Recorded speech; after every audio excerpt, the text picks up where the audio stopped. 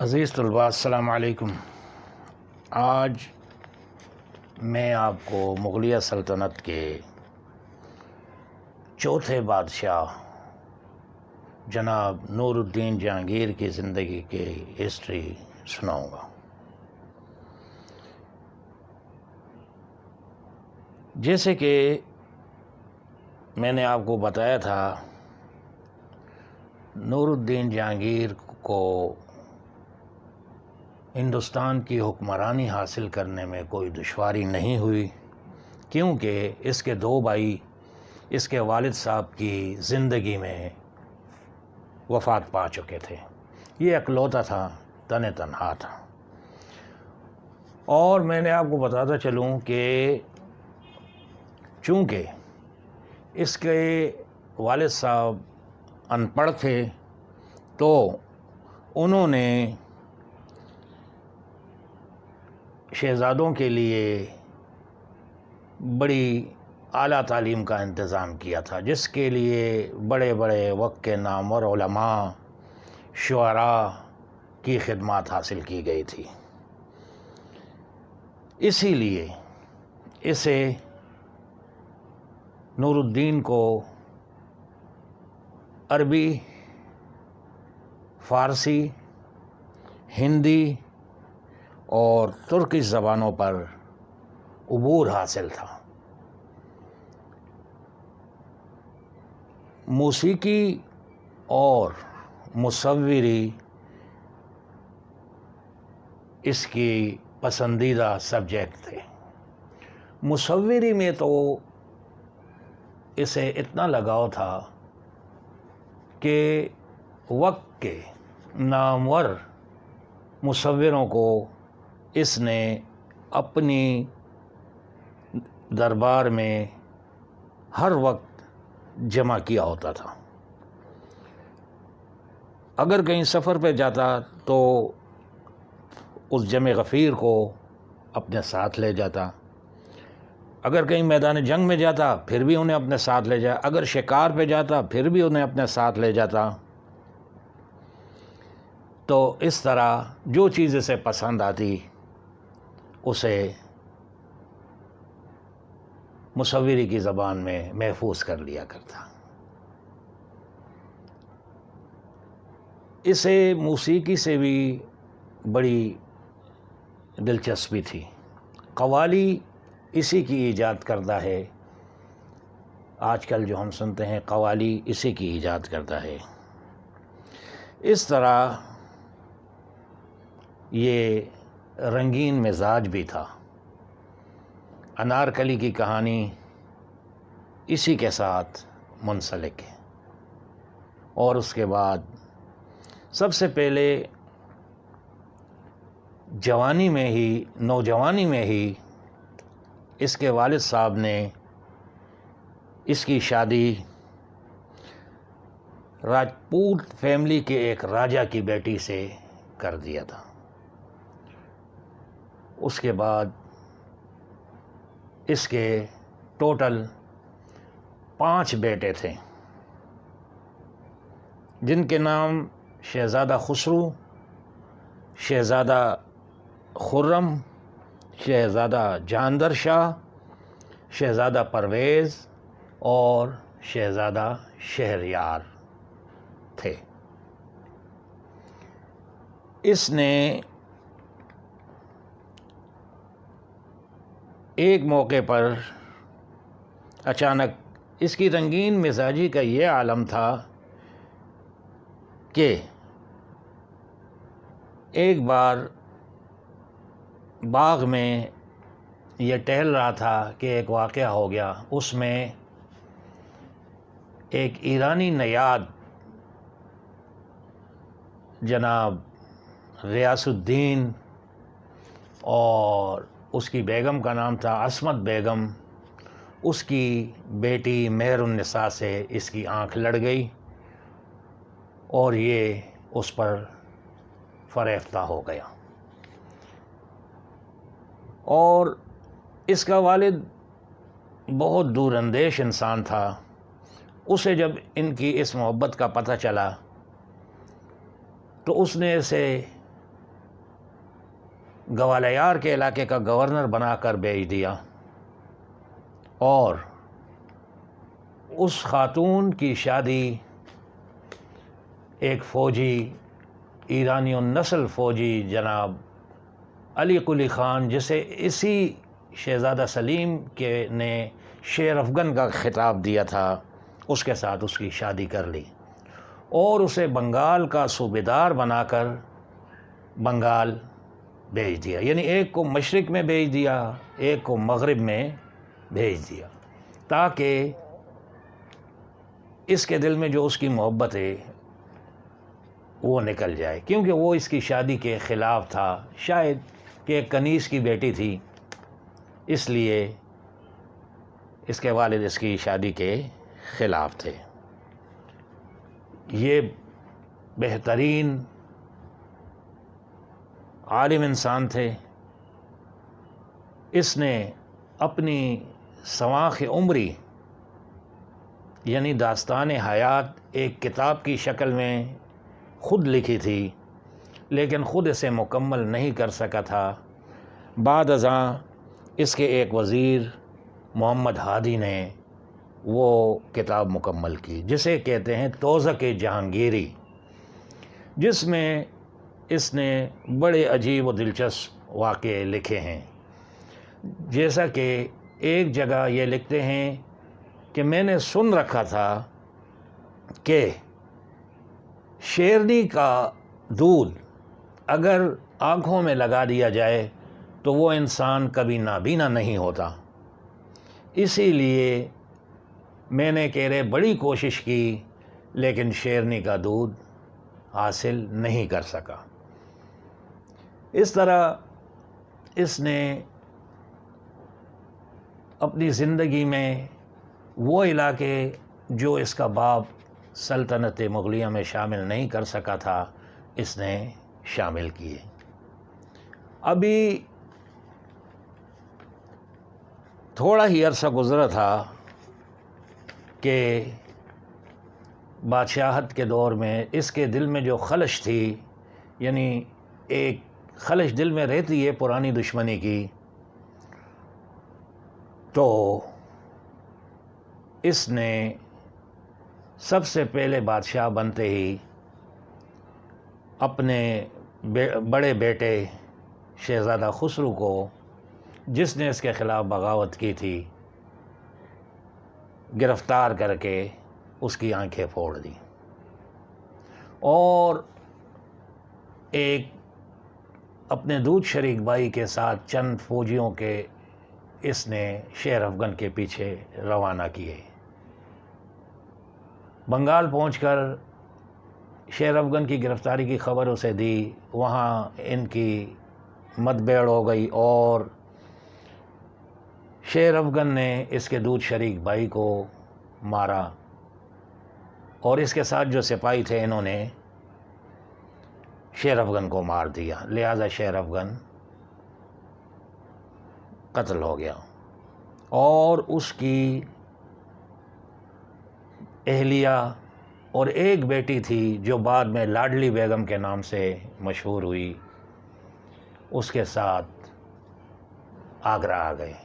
آگرہ میں اس نے بطور پینشن اس کے لیے اپنے دربار میں اسے ملازمت دی۔ اب اس کی عدل کی طرف جاتے ہیں کہ اس کی عدل اتنا مشہور تھا کہ عدل جہانگیری کہا جاتا تھا۔ اس نے اپنے خوابگاہ سے، یعنی دربار میں اپنی خوابگاہ سے ایک سونے کی زنجیر جمنا کے کنارے تک لگائی تھی، اور حکم دیا تھا کہ کوئی بھی سائل اسے اگر میری مدد چاہے تو اسے کھینچ کر مجھے بلا سکتا ہے۔ اسی طرح ایک بار یہ اپنی کتاب توزک جہانگیری میں لکھتا ہے کہ ایک سائل جو شدید زخمی حالت میں آیا اور اس نے وہ زنجیر کھینچی، جب میں خوابگاہ سے بیدار ہوا اور وہاں سے روانہ ہوا، اور جب تک میں اس چبوترے تک پہنچا ہی تھا کہ اس کا انتقال ہو گیا، وہ زخموں کی تاب نہ لاتے ہوئے وفات پا گیا۔ میرے دل میں اس وقت اس کے لیے بڑی محبت پیدا ہوئی اور اسے سرکاری اعزاز کے ساتھ دفنانے کا حکم دیا۔ وہاں جو کوتوال یعنی پولیس والے، فوجی حضرات، انہوں نے کہا کہ جی ہم اس کی تحقیقات کرتے ہیں کہ اسے کس نے کیوں مارا، یہ زخمی کیوں تھا۔ وہ کہہ رہے کہ میں نے خود انہیں منع کیا۔ اس نے کہا کہ نہیں، سائل نے مجھ سے ہیلپ مانگی تھی، مجھ سے مدد مانگی تھی، لہٰذا میں اس کی تحقیقات کروں گا۔ روپ بدل کے یہ کہہ رہے کہ میں جنگل کی طرف گیا، کافی تگ و دو کی، انتہائی محنت کے بعد بہرحال مجھے چھوٹی سی ایک سراغ ملی۔ اس سوراخ کے بعد میں نے تحقیق کی تو 2-4 رہزن ڈاکو جن کے ہاتھوں سے وہ بیچارہ زخمی ہوا تھا میرے ہاتھ آ گئے اور اسے لے کر کے میں نے گرفتار کیا، پھر اسے سزائیں دی۔ یعنی عدل کے نظام میں یہ اتنا مشہور تھا۔ عدل جہانگیری اس کی وہ تھی۔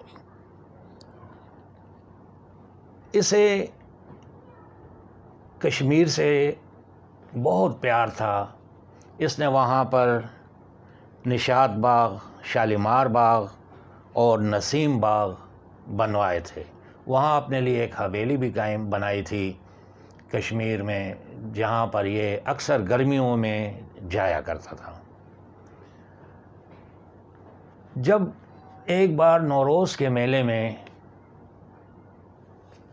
اس کی ملاقات آمنا سامنا اچانک اس مہر النساء سے ہو گیا، جو کسی زمانے میں جس نے اس سے محبت کی تھی۔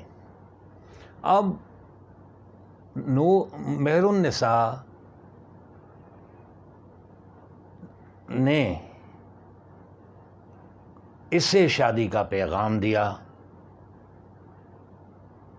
اور کوئی کہتے کہ نہیں، اس نے اسے شادی کا پیغام بھیجا، کیونکہ وہ 4 سال سے بیوہ ہو گئی تھی، 4 سال بیوگی کے عالم میں گزارے تھے، تو اس نے اس سے شادی کی پیشکش کی جو اس نے منظور کر لی۔ ان میں آپس میں بہت مطابقت تھی، کیونکہ یہ شعر و شاعری کا دل دادا تھا اور نور جہاں خود ایک شاعرہ تھی، لہٰذا ان دونوں کا آپس میں بڑی رغبت بنی۔ جب 42 سال کی عمر میں اس نے مہر النساء سے شادی کی اور مہر النساء کا نام مہر النساء سے بدل کر نور جہاں رکھ دیا۔ یہ جو آپ کہانیاں سنتے ہیں، یہ وہی نور جہاں ہے۔ نور جہاں اپنی قابلیت کی بنیاد پر اس نے سلطنت کے تمام اختیارات اپنے ہاتھ میں لے لیے اور اس نے بادشاہ بیگم کا لقب اختیار کیا۔ یہاں آپ کو بتاتا چلوں کہ عطر گلاب اور پان جو آج کل ہم کھاتے ہیں، یہ دونوں اسی خاتون نور جہاں، ملکہ نور جہاں کی ایجاد کردہ ہے۔ یہ دونوں چیزیں انہوں نے ہی ایجاد کیے تھے، اور آخری وقت میں تقریباً جہانگیر مکمل طور پر تمام اختیارات نور جہاں کو دینے کے بعد ایک کنارہ کشی، ایک نام کے بادشاہ رہ گئے تھے، اور تمام کام جناب نور جہاں بیگم کیا، یعنی فرامین، القابات، خطابات، لقابات، حکومتی انتظام، امور سلطنت کے جو انتظامات تھے وہ یہ سنبھالتی تھی۔ اب ایک بار اس نے کشمیر جانے کا فیصلہ کیا۔ تمام شاہی طبیب، شاہی خاندان کے لوگ، ملکائیں جن میں نور جہاں بھی شامل تھی، یہ کشمیر گرمیوں کے موسم میں کشمیر چلے گئے۔ کشمیر میں اس کی طبیعت اچانک خراب ہو گئی اور اس نے واپس ہندوستان آنے کا فیصلہ کیا۔ اب راستے میں راجوری کے مقام پر اس کا انتقال ہو گیا۔ اس طرح 58 سال کی عمر میں اس نے وفات پائی اور 22 سال تک اس نے ہندوستان پر حکمرانی کی۔ واپسی میں راجوری سے آتے ہوئے لاہور کے شاہدرہ کے قریب ایک باغ تھا جو نور جہاں نے اپنے لیے بنوایا تھا، جس کا نام تھا باغ دلکشا۔ باغ دلکشا میں اس کی تدفین کی، کیونکہ اس کی وصیت تھی کہ مجھے ایسی جگہ دفنایا جائے جہاں پر سبزہ ہو اور میری قبر پر اوس پڑتی ہو۔ یہ جگہ اس وقت بالکل مناسب تھی کیونکہ یہ اس کے قریب راوی بہتا تھا۔ دریائے راوی جو آج تو اپنا رخ تبدیل کر گیا، لیکن اس وقت یہ بالکل اس کے قریب بہتا تھا۔ یہ باغ دریا کے کنارے پر آباد تھا۔ اس میں اس کی تدفین کی اور اس کا مقبرہ نور جہاں نے اپنے خرچ پر بہت ایرانی کاریگروں سے بہت عمدہ طریقے سے بنوایا، اور بقیہ زندگی تقریباً 12 سال تک وہ پھر زندہ رہی، اور اس نے اپنی زندگی کے دن یہیں لاہور میں کوئی کہتے ہیں کہ شاہی قلعہ میں ہوتی تھی، اور وہاں سے روزانہ نور الدین جہانگیر کے قبر پر آتی تھی، لیکن اور کچھ مورخین کہتے ہیں کہ نہیں، اس نے یہیں پر اپنا انہی مقبرے میں ایک کمرہ بنوا لیا تھا اپنے خادماؤں کے ساتھ۔ اس نے آخری سکونت یہیں اختیار کر لی، مرتے دم تک وہ شاہدرہ میں رہی، اور اس کے قریب اس کا اپنا بھی مزار ہے، جہاں اس نے وہ مزار بھی خود ہی تعمیر کیا تھا، لیکن وہ ہندوستانی کاریگروں سے بنوایا گیا تھا، وہ سیدھا سادہ طریقے کا تھا۔ جبکہ نور الدین جہانگیر کا مقبرہ تو بہت ہی عالیشان عمدہ طریقے سے آج بھی سیاح اسے دیکھنے آتے ہیں۔ یہ شاعرہ بھی تھی، اس لیے اس نے مرنے کے بعد ایک کتبہ سنگ مرمر پر کندہ کرایا اور کہا کہ یہ وصیت کی تھی کہ میرے قبر پر میری شاعری کا یہ شعر لازمی لگانا۔ وہ شعر کچھ یوں تھا: بر مزار ما غریباں نے چراغوں نے گلے، نے پرے پروانہ سوز و نے صدائے بلبلے۔ اس کی قبر پر بعد میں جناب حکیم اجمل خان صاحب نے وہ نصب کیا تھا، اور اس طریقے سے اب نور جہاں شاہدرہ ہی میں رہ گئی تھی، کیونکہ ہندوستان میں اب نئی ملکہ اور نئے بادشاہ کی آمد ہو گئی تھی، اور انشاءاللہ اگلے ویڈیو میں آپ کو نئے بادشاہ کے متعلق اس کی ہسٹری سناؤں گا۔ عزیز طلباء، میں اجازت چاہتا ہوں۔ السلام علیکم ورحمۃ اللہ وبرکاتہ۔